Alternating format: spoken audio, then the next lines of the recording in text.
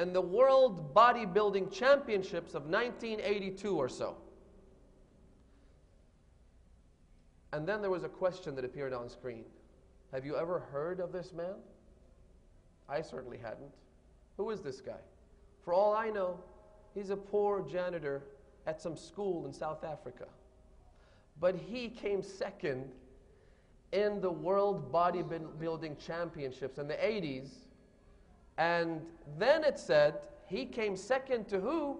None other than Arnold Schwarzenegger. The ad was for the largest bank in the country, and then it said, it matters to be number one. Why? Because nobody remembers number two. We love Ali ibn Abi Talib because he was the first to believe in the message of the Messenger of Allah. Why does that matter? Because nobody remembers number two. We love Ali ibn Abi Talib because he was the first to stand by the Prophet and protect him while the idolaters were attacking him. Why does that matter? Because nobody remembers number two. We love Ali ibn Abi Talib because he was the first to volunteer to sleep in the Prophet's bed when he was the target of an assassination attempt while all the other so-called companions slept in their homes. Why does that matter? Because nobody remembers number two.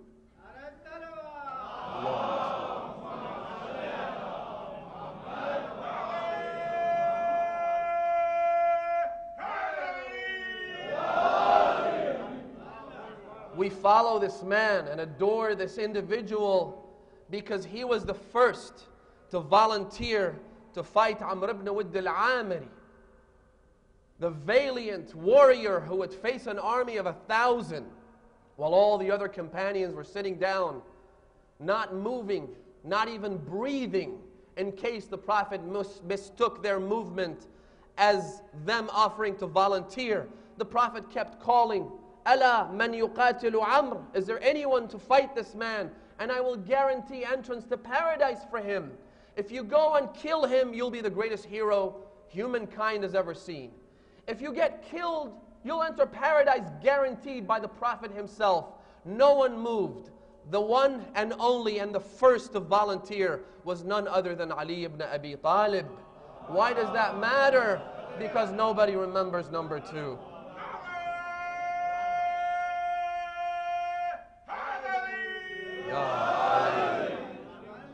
He was also the first to volunteer to deliver Surah al-Bara'ah to the idolaters. They wanted to drink his blood. When Musa, may God's peace and everlasting blessings be upon our Prophet and his immaculate household, as well as Musa and his household, when he was told by Almighty God to go and deliver the message of the all-merciful and almighty Lord of the universe to the Pharaoh, he asked God for a companion. He said, send someone with me. I stutter and I have difficulty speaking. I need someone to be by my side. But when Ali ibn Abi Talib was asked by the Prophet to deliver God's most staunch criticism and condemnation of the idolaters, he didn't say, oh Messenger of God, send someone along with me. He didn't say, oh Prophet of the Almighty, I stutter and I am afraid and that they might kill me. He was the first to volunteer. Why does that matter? Because nobody remembers number two. Ali ibn Abi Talib was also the one who slid open. He ambushed a palace and a fortress that was impenetrable by anyone else. He was the first to do so, and that matters because nobody remembers number two. One day,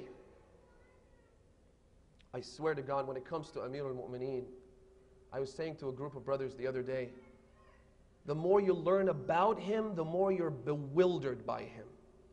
The more you think you know about the Imam, the more you're confused when it comes to speaking about this great ocean. It feels as though I'm a small, tiny, little, insignificant ant on the shores of a massive ocean of water, trying to grasp a drink, trying to take something from this ocean. George Jordak says in his book, Ali wal-Adalatul Insaniya, Ali and Human Justice, he says in that book that this man is like the pyramids of Giza, the pyramids of Egypt.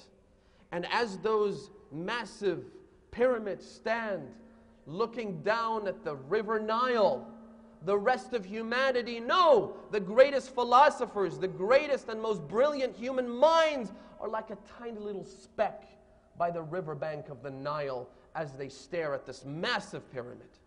The more you learn about him, the more difficult it becomes to speak of him. But let's try and shed a little light on some aspects of this great man's life. One day, a person walks into the marketplace of Kufa. Who is this man? He is the same man that 1,000 people like Aristotle, Plato, and Socrates need to sit on their knees learning from his wisdom. This man is the same valiant warrior who goes into the battlefield, faces thousands of people, and then stops in the middle of the battle in order to pray to God. This is the same man who is the great leader, the great emperor, the great king, while at the same time he is the most subservient of servants to Allah subhanahu wa ta'ala. The antithetical qualities of the commander of the faithful are mind-boggling. Because when you go through training to become such a warrior, where you are unmatched, unparalleled, no one can face you and be spared. The Imam says that I've never fought anyone unless I have had their heads rolling on the ground. No one ever faced Ali ibn Abi Talib unless they were killed. This same man, when you go through that rigorous training to become such a brave and valiant and powerful and strong warrior, you lose your sentimentality. You lose your compassion. You lose your ability to relate to other human beings and connect with them on an emotional level. Not Ali ibn Abi Talib. The same one who sees an orphan and bursts into tears is the same person who fights Amr ibn Wadd al-Amiri. Ibn Abi al-Hadid, the author of the great commentary on Nahj al-Balagha, he's a Sunni, he's a Mu'tazili, he's not a Shi'ah. So there is no sentimental attachment to the Imam. All there is pure objectivity when it comes to analyzing the skills and abilities and strengths of Ali ibn Abi Talib, and he has learned nothing of his strengths. But what he's learned of him has compelled him to say things about the Imam that are so moving to the rest of us. For instance, he says in one of his poems, he says, جُمِعَتْ فِي صِفَاتِكَ الْأَضْدَادُ فَلِهَذَا عَزَّتْ لَكَ الْأَنْدَادُ. He says, your qualities are so antithetical, and yet they've all come together in the same single person, which is why you are unmatched, which is why you're the one and the only, and there's no one like you. This is the man that we're talking about. He walks into the marketplace of Kufa at the same time that he was the ruler of 50 of today's countries. 50 nations of this day and age were a part of his empire. He walks in with no entourage, no secret service, no guards, no bodyguards with earpieces in their ears talking to each other as though there is some sort of a conspiracy. The commander of the faithful walks by himself. In fact, historians tell us that whenever somebody walked with the Imam would turn to him immediately and say, can I help you? Is there something you'd like me to do? If the man had a need, if he had a request, the Imam would fulfill his request. If he had no request and he just happened to want to walk with the Imam would say, don't walk with me. فَإِنِّي أَكْرَهُ خَفْقَ النَّعْلِ مِنْ خَلْفِي. Because I hate to hear people's shoes and sandals flapping on the ground. I would hate to hear that there are people walking behind me, because that would cause me to develop a sense of pomposity and pride. I don't want that. Ali ibn Abi Talib walks by himself. One day, it is said that a Jewish man, let me say this parenthetically, a Jewish man walks into the city of Kufa. He goes to the central mosque because he realizes that the seat of power in this empire is the Mosque of Kufa. He goes there hoping to see someone that could help him or lead him to someone who could offer some help. He goes in, he sees one of the Muslims there. He says to him, is there a minister, a government official, or someone I could raise my grievances with? I have an issue, I need someone to help me with it. The man said to him, of course. Why a government official? Why a minister? Why an advisor to the emir? I'll take you to the man himself. He says, you could do that? He said, sure. Come along with me. So he goes, and they enter the narrow streets and alleyways of the city of Kufa until they arrive at a small cliff, a little hilltop, if you like. There was a tree there. Beneath the tree, there was someone lying down. This Muslim takes the hand of his Jewish friend. He takes him towards that tree. The Jewish man is shocked and stunned to hear the Muslim say, Assalamu alayka ya Amir al-Mu'mineen. This is the commander of the faithful, lying down beneath the tree on a little hilltop with no guards, no entourage, no assistants, no one. Assalamu alayka ya Amir al-Mu'mineen. The Jewish man looked at the Imam. He said to him, Ya Ali, adalta fatma'nant. The reason you are so comfortable in being by yourself and don't see the need for any Secret Service agents to be running around you in order to protect you is because you have been so just, you're not afraid of anyone. You have treated everyone with justice. You don't expect anybody to harbor any harm towards you. Which is why the Imam, when he was bidding his family farewell, they brought him Ibn Muljam, Abdul Rahman ibn Muljam, may God's curses be upon him. They brought him to the Imam. The Imam opened his eyes. He looked up at this man and he said to him, he said something that I swear breaks my heart every time I remember it. The Imam said to him, Awa bi'sal imamu kuntu lak. Was I really such a bad leader for you? Were you not a slave and I bought you and freed you? Were you not destitute and poor and I gave you money and I helped you? Were you not in trouble and I provided all the assistance I could for you? Abi'sal imamu kuntu lak. Ibn Muljam, not having anything to respond, he said to the Imam, Awa anta munqidhu man fin nari ya Ali. Oh Ali, are you trying to save the one who is already condemned to the fires of hell? What are you trying to do? Why are you talking to me like that? I'm already going to hell. There is no hope for me. This is Ali ibn Abi Talib. This man walks into the Kufa marketplace. That's the who. What's the what?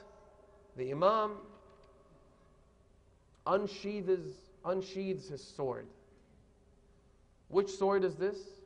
He says, Hada sayfun. He provides a clear description of the item on sale.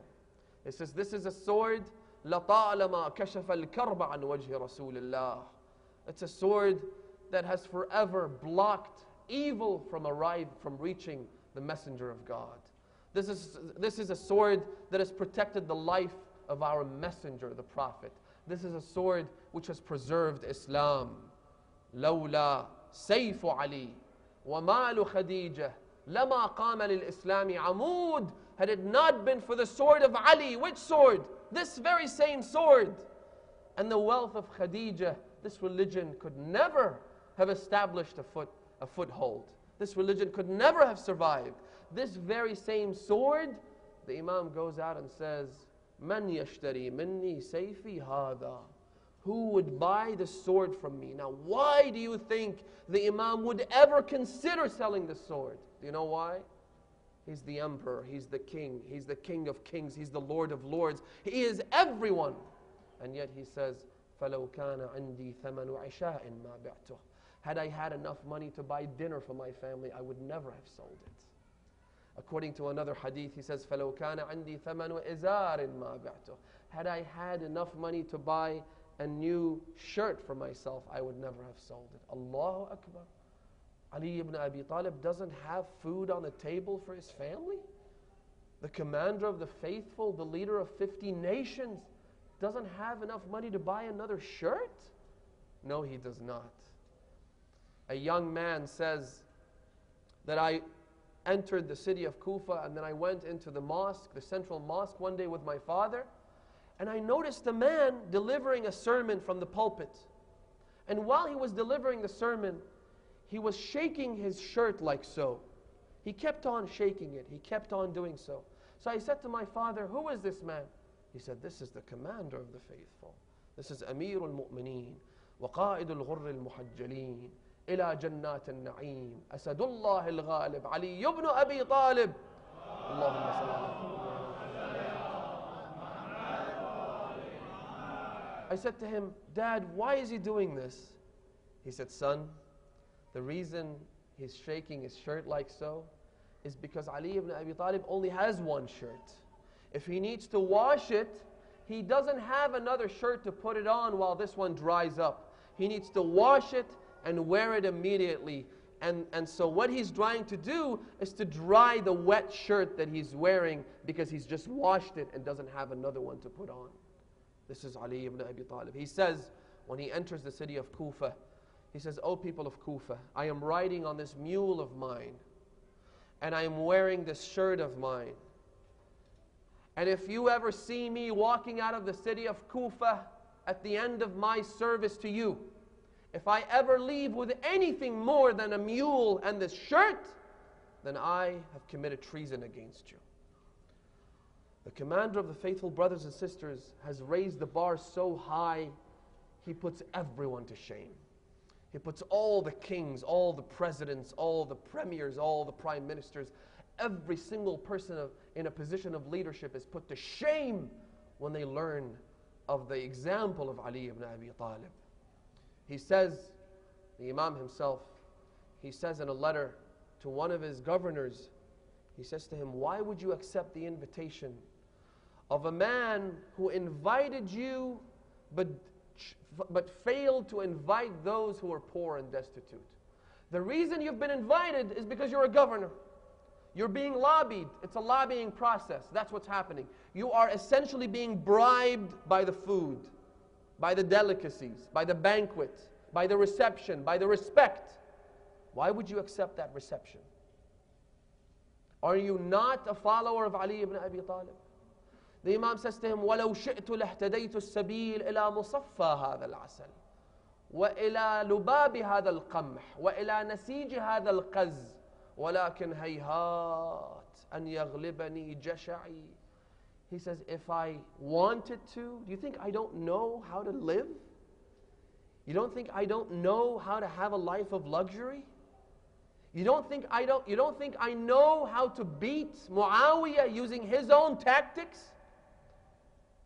I know exactly how to do that. If I wanted to, I'd be able to reach the source of this honey. Not just attain the honey, procure the honey. No, reach the very source of it. If I wanted to, he says in one hadith, I would turn this flowing water in the river into a light-emitting object, which is not nuclear energy, by the way. Some people say that Ali ibn Abi Talib was so ahead of his time that he was thinking of nuclear energy, or energy where they'd use turbines in order to generate electricity and therefore light. No, no, no. The Imam is saying, I would turn water itself, H2O, I would turn that into light. In other words, we're talking about fission nuclear technology, way ahead of this day and age. The Imam would literally split the atom and create light out of the atoms of the water that was flowing in the river. The Imam says, you think I don't know how to do this? I know exactly how to do it.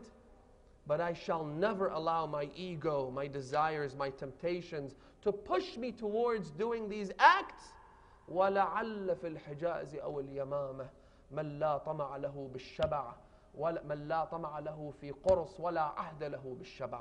Because there might be someone in the far corners of my country who does not remember the last time they were full, they reached satiety. Or maybe there is someone who does not have 2 loaves of bread to eat that night. Now, here is an important point to make. The Imam made this statement. He said, maybe there is someone who doesn't remember the last time they were full. Maybe there is someone who doesn't have a loaf of bread. The Imam also said in another hadith that I have created a system whereby every single one of my subjects has a home. This doesn't exist, by the way, anywhere around the world today. Anywhere. And we're not talking about a system of government that is archaic and that was tribal, that was confined to a few villages. No, no, no. We're talking about a country, an empire, as I said, that stretched all the way from North Africa to the heart of the former USSR. We're talking about a massive stretch of land. The Imam says that every single subject in my country has a home and there's no one who's hungry. Now, if there was anyone hungry, if there was anyone who didn't have a home, you'd think Imam Ali's enemies wouldn't highlight that? You'd think they wouldn't use it against him? They used every tiny little thing against the Imam, thinking that they're tracking the Imam's faults.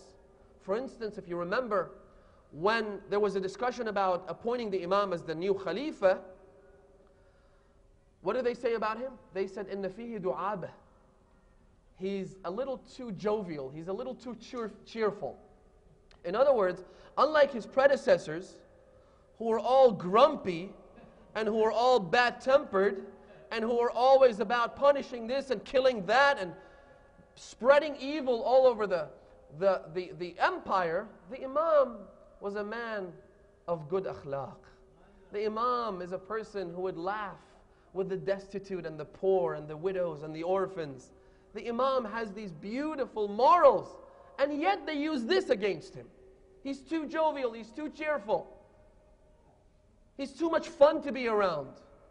As though that's one of the Imam's faults or shortcomings. So, the ones that would use such a beautiful feature of the Imam's morals against him, do you think that they wouldn't turn around and say, oh no, you don't.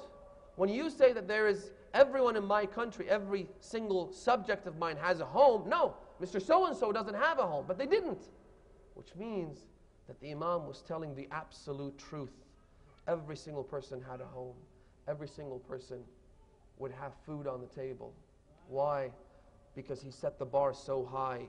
He lived the life of the peasants so that peasants would live the life of luxury. The Imam walked into the city of Kufa. They told him this is the palace known as Qasr al-Imara. Qasr al-Imara.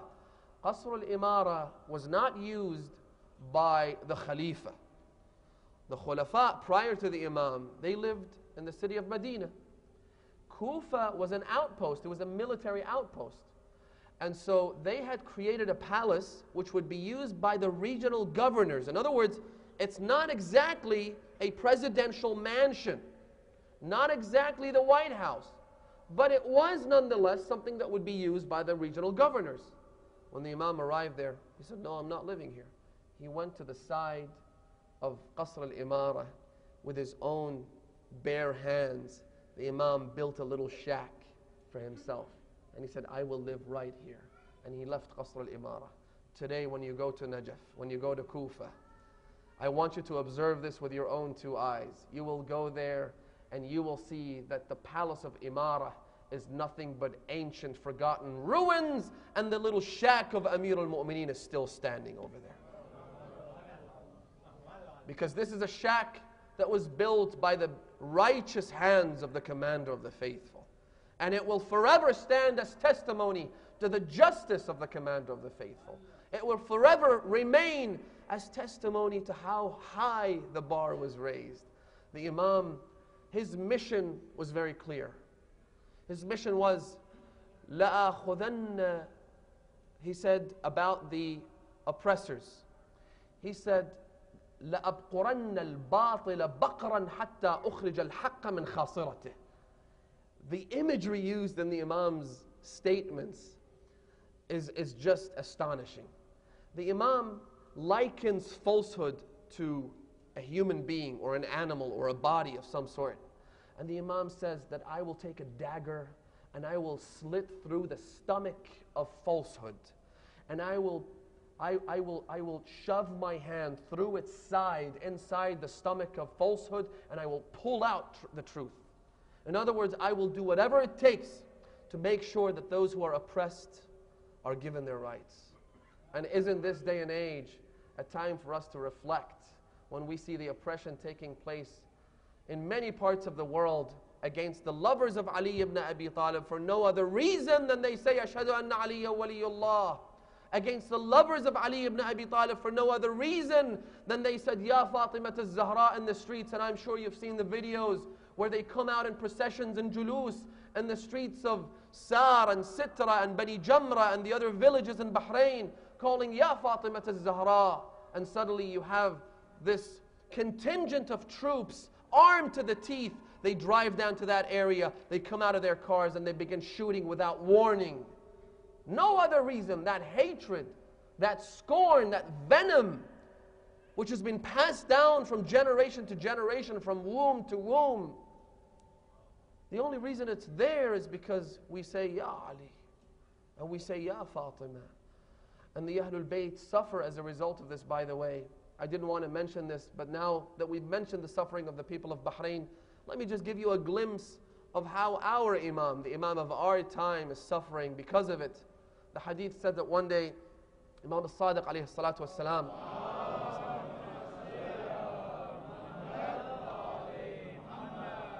was sitting down when one of his companions walked in. The Imam said to him, my friend, join me. The Imam was eating dates. The man said to the Imam that, Ya ibn Rasulullah, thank you. No.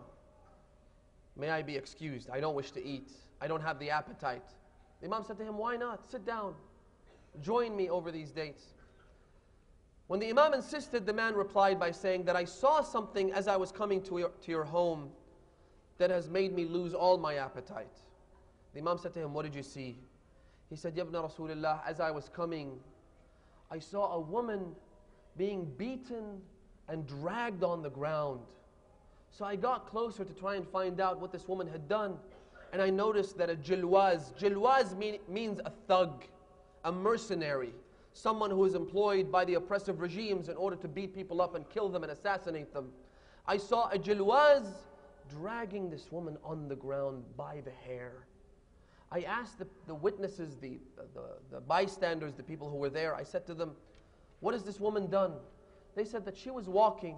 Suddenly she tripped over, and as she was about to fall, she said, لَعَنَ اللَّهُ قَاتِلِيكِ يَا فَاطِمَةَ الزَّهْرَى. O Fatima al-Zahra, may Allah curse those who killed you.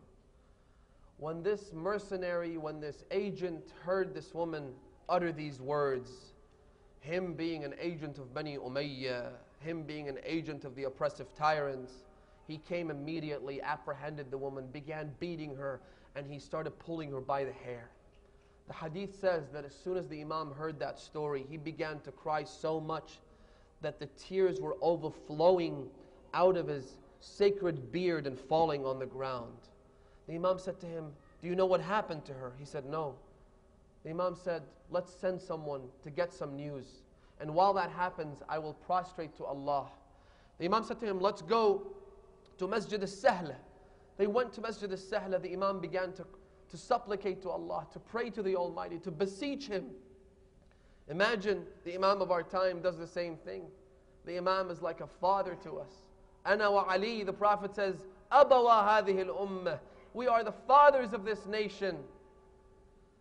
The Imam began to cry and beseech Allah subhanahu wa ta'ala and ask Him to relieve the pain of this woman as he sent someone to gather some news and come back.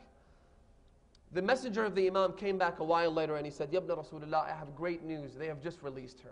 How could they not? When Ibn Binti Rasulullah is praying to Allah subhanahu wa ta'ala. Ya Amir al-Mu'mineen, Ya Hujjat ibn al-Hasan. Tonight, we'd like you to give us a prize on your birthday.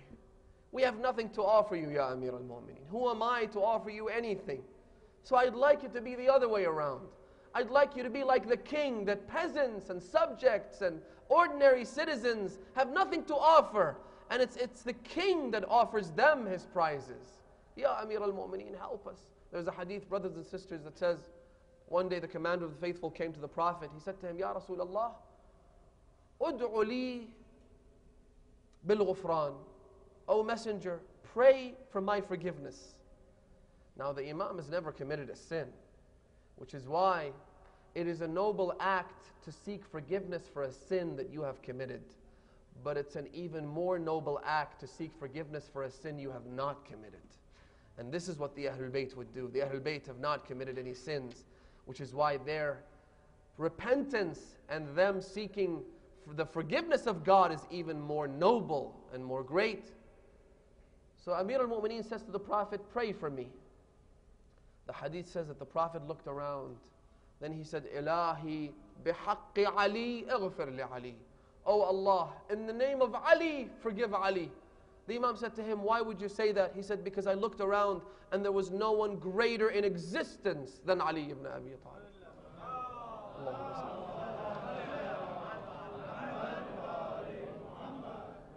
And so I beseech God in the name of Ali to relieve the pain and the suffering of the Shi'ah of Ali ibn Abi Talib tonight. The Imam received his messenger. His messenger came back and said, Yabna Rasulullah, I have great news. The woman has been released.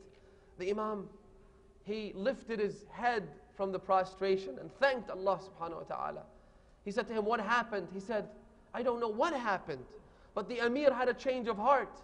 While I was there on the steps to the palace, suddenly I noticed that a guard came out with this woman, and he was offering her all the respect that she had never seen in her life. And he said to her, please forgive the Amir, please forgive the guard that took you, that brought you in.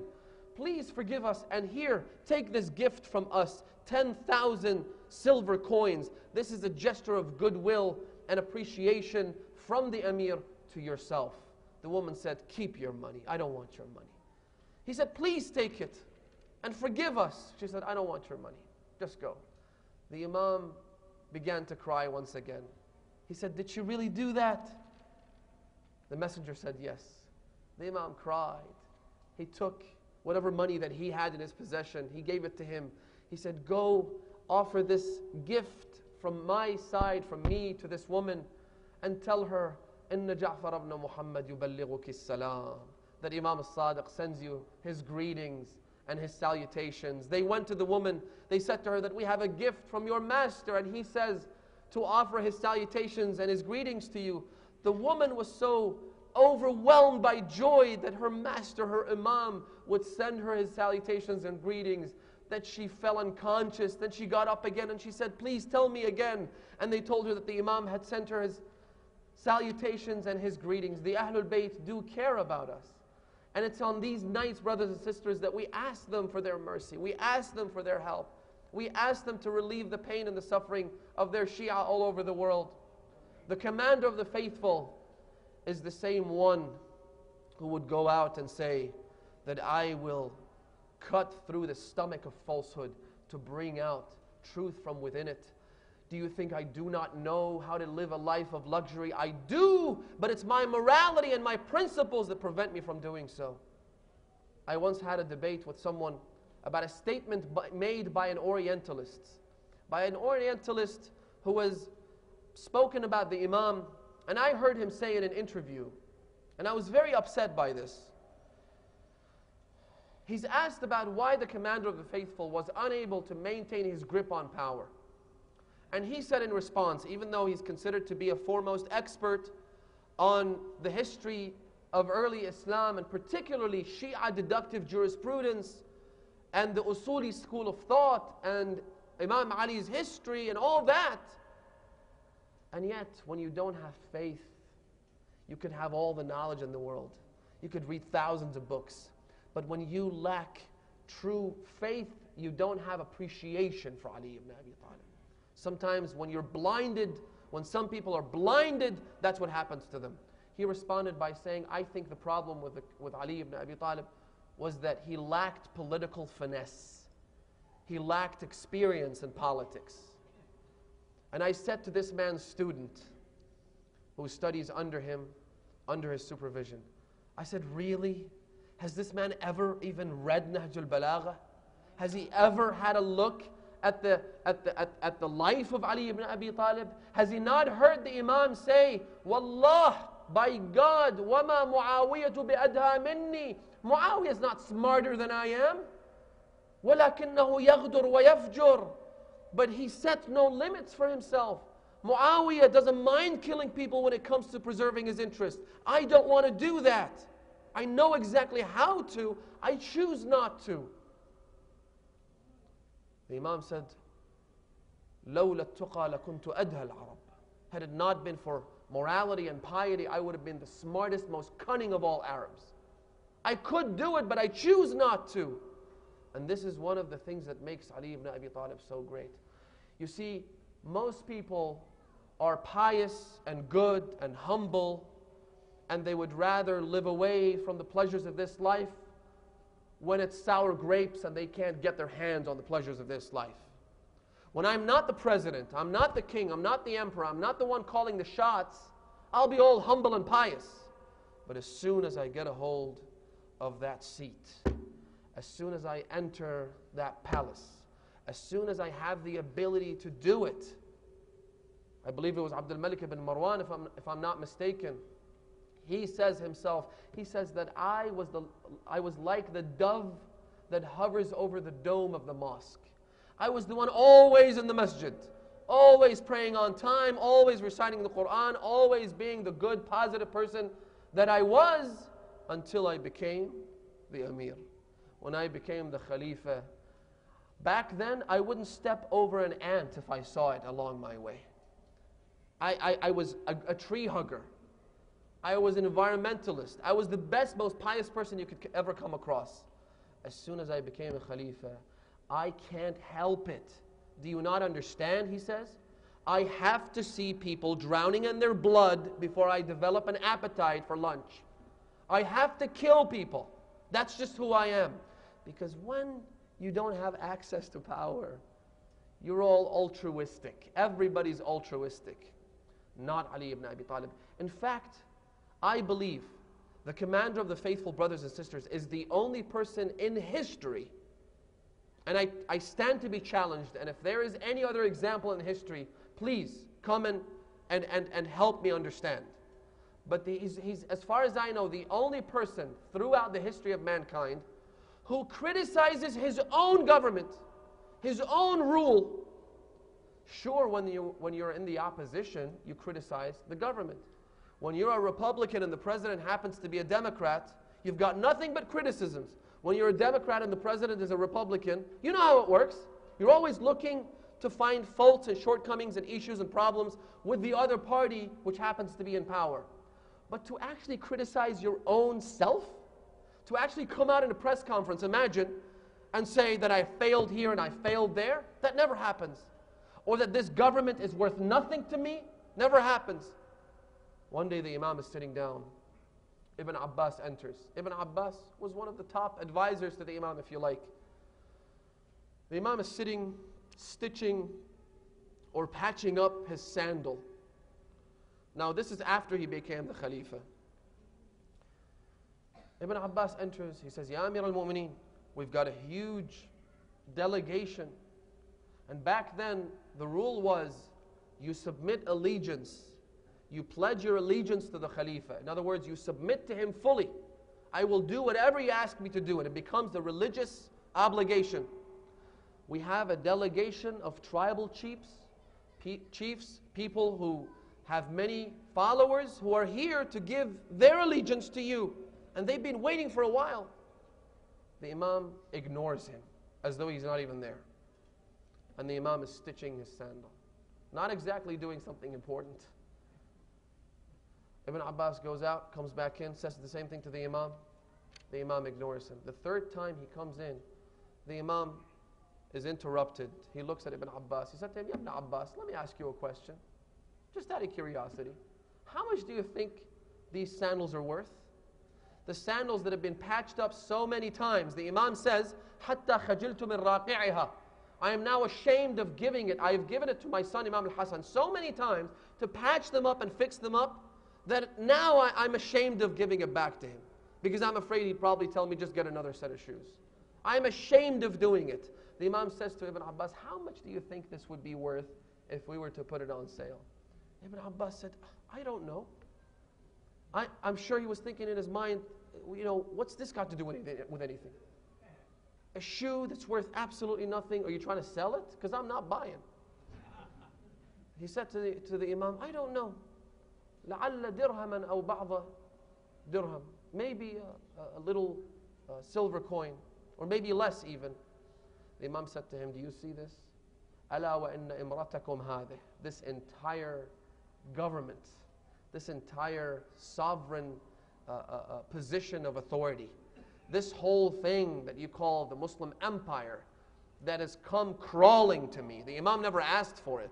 They all came to him begging and pleading and groveling and asking him to accept it. The Imam kept saying, I don't want it.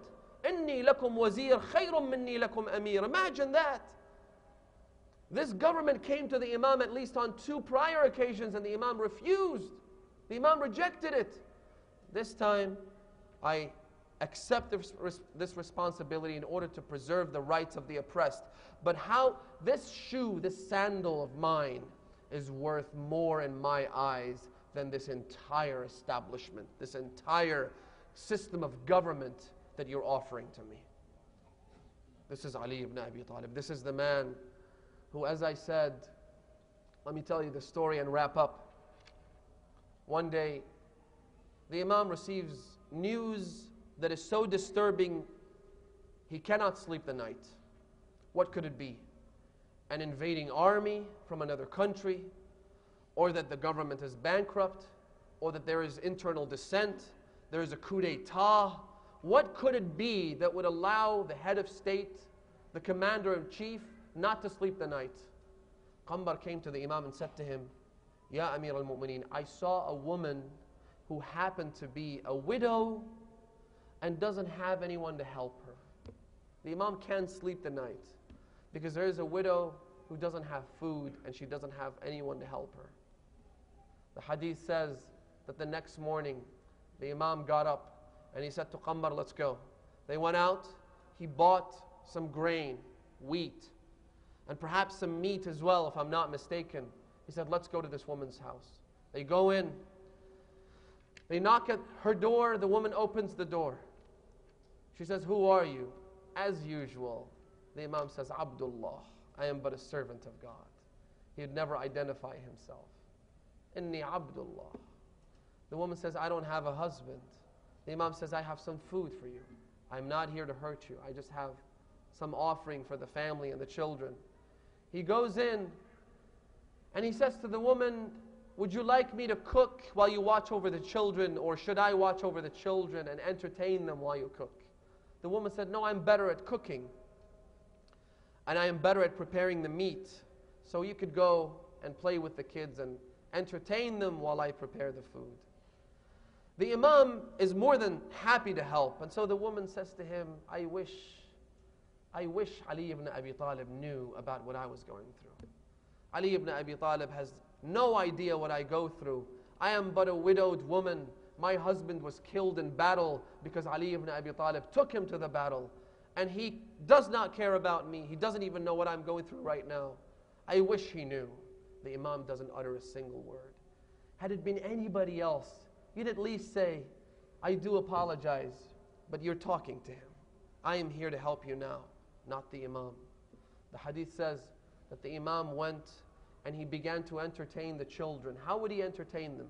By telling them a story, and he's a master of storytelling. By giving them a sermon, and he is the Lord of giving sermons? No. The Imam humbles himself to the point where he would carry these orphans on his back while he crawled around the house, acting like a ride, an animal, to entertain a number of orphans who have lost their father. Allahu Akbar. At one point the Imam says, allow me to light up the fire so that you could cook the meal. She says, fine. The Imam goes, he gets as close to the fire as possible. He engulfs the fire, he creates that flame. For some reason, the flame is so strong that it reaches close to his face. Qambar says, I overheard the Imam whisper to himself, Dhuq ya Ali. Oh Ali, taste the fire. For this is the punishment of a man who abandons the orphans and the widows. Ali ibn Abi Talib never abandoned the orphans nor the widows. Ali ibn Abi Talib was not responsible for the death of that man, and yet he takes full responsibility. It was a war instigated by Muawiyah and his cohorts. It had to be done, and the commander of the faithful was always at the forefront of the battlefield. Unlike every other leader, he wouldn't stand back in the command center and tell others what they needed to do. He was always at the forefront. He was always there defending the other Muslims. And yet he takes full responsibility. He then took small bites of food. He would put it in the mouth of these children, these orphans, and he would say to them, "Oh, orphans, اغفر لعلي. Please forgive Ali. Please forgive Ali." The woman didn't know who she was dealing with until one of her neighbors walks in and she says, "Do you know who that is? That's the commander of the faithful entertaining your children. That's the commander-in-chief who's feeding your kids." The woman falls to her feet. She beseeches the Imam and she asks him for forgiveness for what she has said and for how she has treated him. The Imam says, "No, ya amat Allah, no, don't say that. O servant of God, I would like you to forgive me for my shortcomings. I would like you to offer me your forgiveness for what I have done to you and for my neglect for you." This is Ali ibn Abi Talib. This is also the same man who would attend to the needs of a woman who happened to have come from a far distance with grievances at the governor that the Imam had appointed. A simple woman, imagine that. As a citizen of this country or any other country, if you decided to go to the White House, knock at the door and say, "I have a problem," would you be received openly like that? Of course not. But not in the government of Ali ibn Abi Talib. Ammar al-Hamdaniyah mentions the story. She says that I went to Muawiyah and I told him that you have an oppressive tyrant that you've dispatched, you've sent in order to kill us, to steal our possessions by the name of Busr ibn Artat. Stop him. Put a leash on your dog. Muawiyah says to her, "You're calling Busr ibn Artat a dog? How about I take you, I tie your hands and feet, and I ship you all the way to Busr ibn Artat and see what he would do to you." She began to cry. She said, "Why would you cry? This is not a woman that would cry because she's afraid." She said, "I'm not crying because I'm afraid. I'm crying because you reminded me of Ali ibn Abi Talib." One day, I went to him. He was in Masjid al-Kufa. He was praying. He was leading the prayers of thousands upon thousands of Muslims. Imagine, he's the commander-in-chief and he's leading the prayers. I went to him. He was about to begin the prayers. I arrived next to him at a time when he was about to say the takbir and enter the state of salah. He had finished the iqamah. I said to him, "I have a complaint." فَانْفَتَلَ مِنْ صَلَاتِهِ, the hadith says. He dropped this prayer. He interrupted it. He sat down prior to saying the takbir, that is. And he sat down and says, "Let me have it. What is your complaint?" He didn't even know who I was, where I'd come from. All he knows is that a woman has a complaint. One of his subjects has a complaint. She says that I told him that you have a ruler who is pressuring us in paying the religiously obligated dues, the khums and the zakat. He comes to us every once in a while. He sends us reminders in the mail and he says you have to pay the khums, which of course you have to pay the khums. The Imam said to her, he has no right to do this. Whether you pay khums or not, that is an obligation upon you. But for him to use his position of authority, his position of a governor to pressure his subjects, he has no right to do that. And he wrote his letter of dismissal right there and then, handed it to Ammar al-Hamdaniyah and said, "Take it back, he's fired." "I'm crying because of that," she says to Muawiyah, "because I see the contrast between you and Ali ibn Abi Talib. I can see the difference between your oppressive, tyrannical, totalitarian rule and that of the compassionate, loving, fatherly, saintly Ali ibn Abi Talib, the commander of the faithful. Alayhi salatu wassalam. Allahumma salli. Let me conclude with this. The Imam says in one of his most famous statements, he says, "Allah." Allah is an Arabic term to draw attention to something important. The Imam says, "Ala wa inna imamakum قد اكتفى من طعمه بقرصيه ومن طعمه بطمريه ومن دنياه بقمصيه. He says, your Imam has made it incumbent upon himself to have nothing from this worldly desires, from this world, except for these two things. 2 loaves of bread on a daily basis and 2 shirts, or 1 shirt rather. I have 1 shirt and 2 loaves of bread. This is your Imam. Then he says, أَلَا وَإِنَّكُمْ لَا تَقْدِرُونَ عَلَى ذَلِكَ. And I know that you can't handle it. I know that you can't live a life like mine. You can't. You are human beings. You're emotional. You're sentimental. You are subject to errors and mistakes. I know that. However, وَلَكِنْ أَعِينُونِي بِوَرَعٍ وَاجْتِهَادٍ وَعِفَّةٍ وَسَدَادٍ. But I want you to help me. Now, why would the Imam need our help? Why do you think Ali ibn Abi Talib would need my help? He doesn't, does he? What he's referring to is the intercession on the Day of Judgment. The Imam says, on the Day of Judgment, when I'm about to go to God and say, this is one of my followers, I wish for him to enter paradise. Oh God, forgive his sins. Don't put me to shame. Don't do something that would put me to shame on the Day of Judgment before my Lord. Help me by being pious. Help me by being a better Muslim. Help me by observing the laws of Allah subhanahu wa ta'ala. Help me by fulfilling the obligations and avoiding the non-permissible acts, the muharramat, the prohibitions. Help me. Now, when the Imam requires our help, and the Imam, you and I would wish to spare him the shame, wouldn't we? There's a hadith that says a man came to Imam al-Sadiq, he says to him, Ya ibn Rasulullah, you have one of your Shi'ah who has a bit of a problem. You might want to talk to him. The Imam said, what? He said, that man is one of your Shi'ah. I think the one who delivered the news to the Imam was a non-Shi'ah. Imagine how embarrassing that is. Imagine how embarrassing it is when you see a non-Shi'ah wearing the proper hijab, but a Shi'ah not observing the hijab. He says to the Imam that that guy claims to be your follower, but he drinks alcohol. The hadith says, the Imam bowed his head down and was filled with so much shame that he began to perspire, he began to sweat like a fountain. The sweat of shame. Imagine, this is Imam al-Sadiq having to receive news of a Shi'ah of his who drinks, or a Shi'ah of Ali ibn Abi Talib who does not uphold God's laws. Let's not do this. I once said to a group of brothers, I said, you know what? You can call yourself what you want. You can pick any religion. Just Google different religions around the world. Pick any of those and call yourself a follower of that religion. But don't you dare call yourself a Shi'ah of Ali if you do not apply the following hadith that I'm about to mention to you.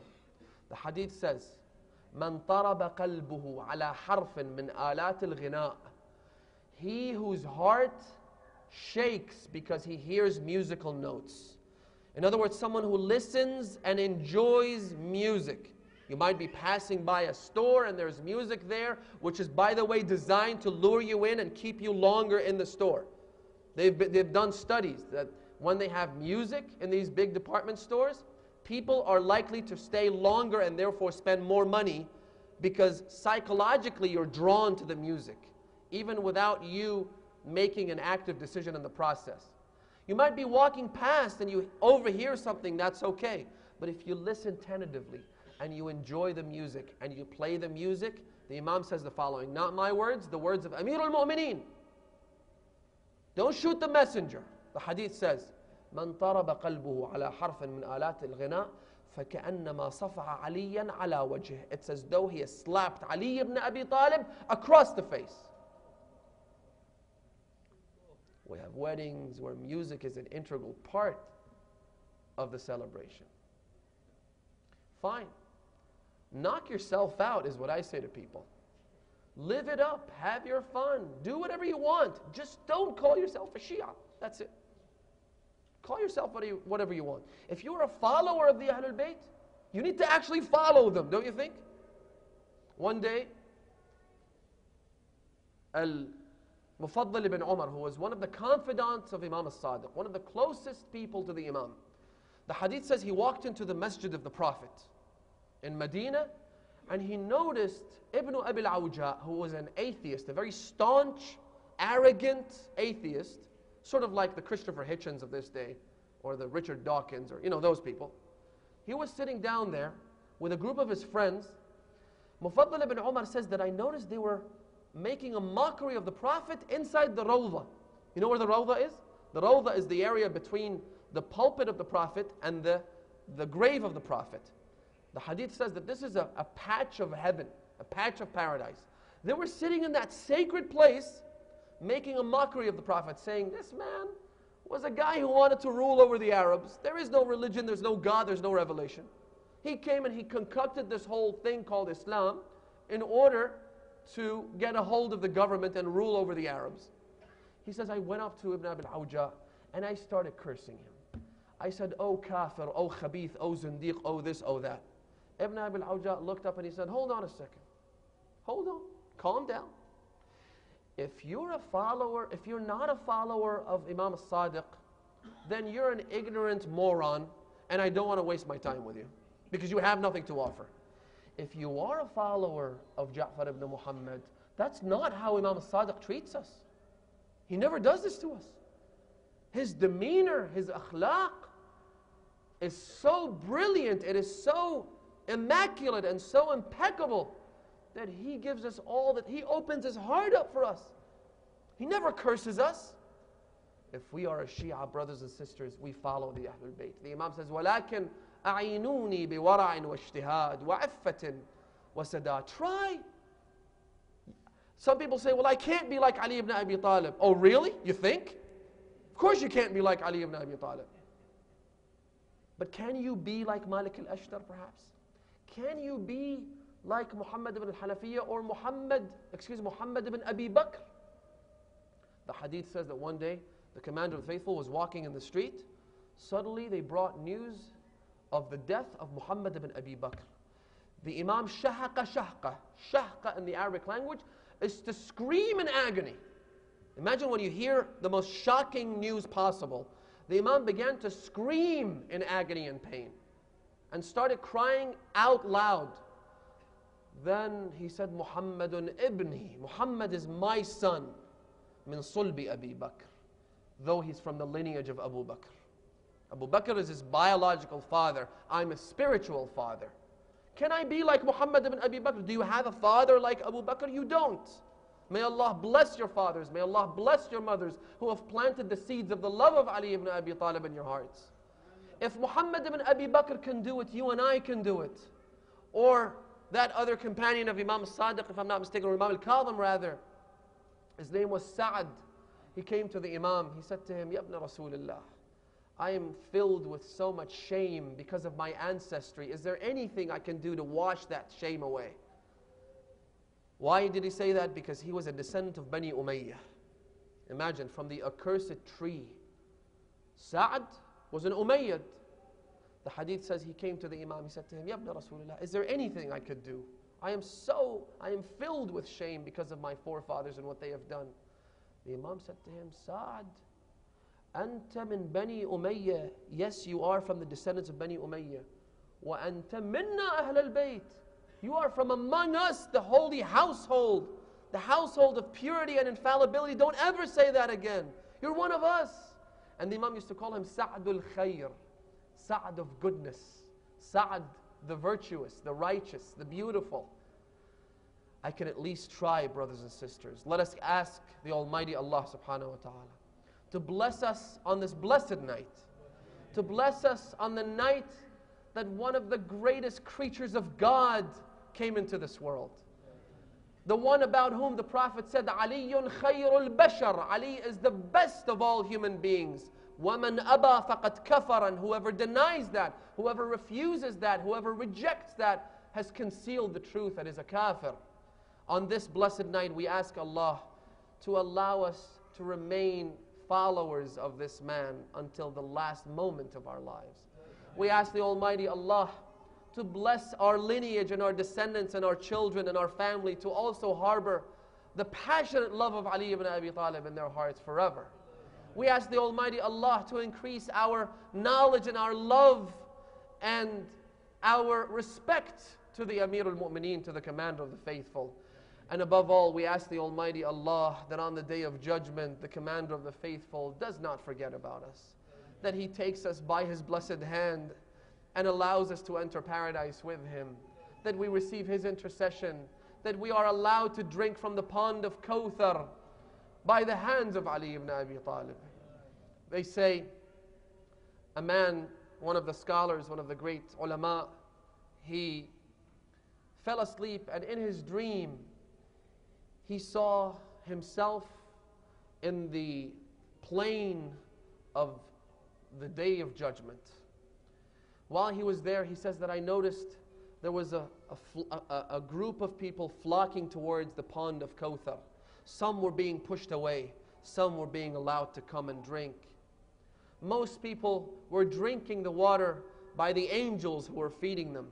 And I noticed that the luminous face of Amir al-Mu'mineen was shining from the top of a pulpit that had been erected right next to the pond.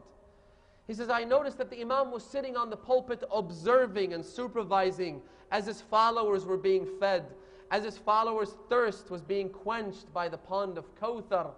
When suddenly I noticed the Imam jump from the top of his pulpit and run towards a destination that was obscure and I couldn't see clearly. I looked closer and I saw a man walking in that direction, and the Imam was running to him in order to bring him to the Kawthar himself. I looked a little closer, and as it turns out, it is Allam al-Amini, the author of the great encyclopedic work of Al-Ghadir, an impeccable, beautiful collection of references for the hadith of Ghadir, 10 volumes, and it's a beautiful work, a masterpiece of this scholar, a person who really served Amir al-Mu'mineen in the best way possible during his lifetime. He says that I noticed that the Imam went up to him, he grabbed him, he took him by the hand, he took him to the shores of the pond of Kawthar. Then the Imam began to feed him with his own bare hands.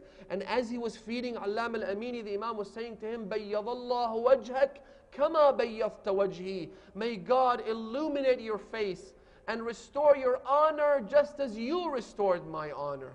Ya Amir al-Mu'mineen, Ya Ali ibn Abi Talib, allow us to serve you in this world so that we may be close to you in the hereafter, inshaAllah. هذا والحمد لله رب العالمين وصلى اللهم على محمد وآله الطيبين الطاهرين.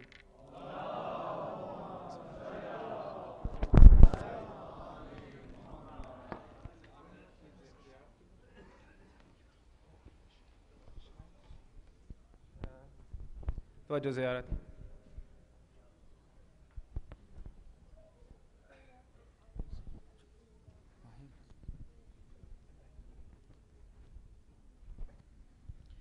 اللهم صل على محمد وآل محمد وعجل فرجهم. السلام عليك يا سيدي يا رسول الله، يا أبا القاسم يا محمد بن عبد الله ورحمة الله وبركاته.